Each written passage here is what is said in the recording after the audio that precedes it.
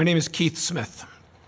I live in New York City, but I grew up right here in Lincoln, Rhode Island, in Representative Jack Lyle's district. Chairman Craven, members of the committee. In 1980, as a political science major right here at Providence College, I interned upstairs for Governor Joe Garrahy in the House chamber and across the rotunda in the Senate. So it's with deep respect and sincere gratitude that I appear here today to ask you for your support of H 5171, introduced by Representatives McEntee, Craven, Casimiro, Blazejewski, and O'Brien.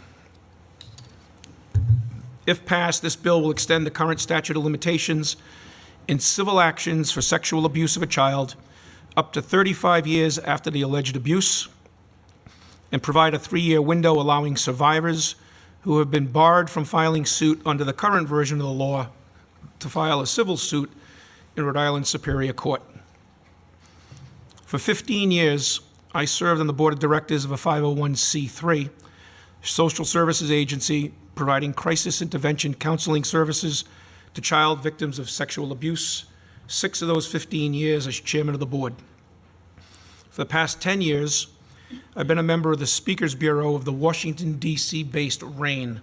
It's R-A-I-N-N. It's the Rape, Abuse, Incest National Network, where I've been speaking publicly at conferences, high schools, colleges, universities, on radio and TV, and to print journalists about realistic steps that adults can take to keep kids safe from sexual abuse. Today, I'm not here as a chairman of a board or a member of RAINN's Speakers Bureau. Today, I'm here in a very different role, a personal role. Today, I'm here to speak with you as a survivor of sexual violence. In 1974, I was abducted by a stranger and beaten and raped in the woods off of Sherman Avenue in Lincoln, Rhode Island. I was 14 years old. I weighed 107 pounds. I am a survivor of a childhood stranger of danger, abduction, and rape. I'm not here to tell my story, but I'm going to share with you what I've learned from my own experience and what I've learned in over 100 conversations I've had with adult survivors of childhood sexual abuse, and ask you to help the children of Rhode Island and adult survivors here in Rhode Island by supporting H 5171 as proposed without revisions. Children who are victims of sexual abuse often resort to inappropriate behaviors to cope as they suffer through physical, emotional, behavioral, and social problems directly related to their abuse. Some will turn to drugs and alcohol, drop out of school, run away from home, suffer from eating disorders, sleeping disorders, personality disorders, stress, anxiety, depression, disassociation, post-traumatic stress syndrome, and life-threatening sexually transmitted disease. Some children will have difficulty forming trusting relationships, will resort to physical violence, sexual promiscuity, and inappropriate and sometimes criminal sexually reactive behavior. Some children will resort to cutting, self-mutilation, and in the most extreme cases, they've murdered their abuser, while others contemplate, attempt, or commit suicide. Directly attributable to their sexual abuse, victims often suffer these enduring problems throughout their adolescence into adulthood, many suffering through decades of silence, never disclosing their abuse, never. But why not? Why won't they disclose? Sexually abused children and adult survivors of childhood sexual abuse remain silent out of misplaced guilt, fear, shame, embarrassment, feelings of being complicit in their abuse, and under threat of violence from their perpetrators, threats of violence often directed at the child, their family, their friends, and even their pets.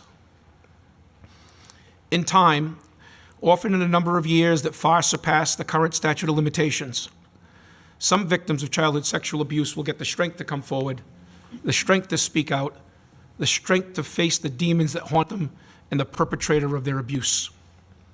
Unfortunately, the amount of time that lapses between the sex crime committed against the child and the date the adult survivor comes forward seeking justice often exceeds the current statute of limitations and eliminates the possibility of legal civil recourse. I want to be clear, this bill is not anti-Catholic.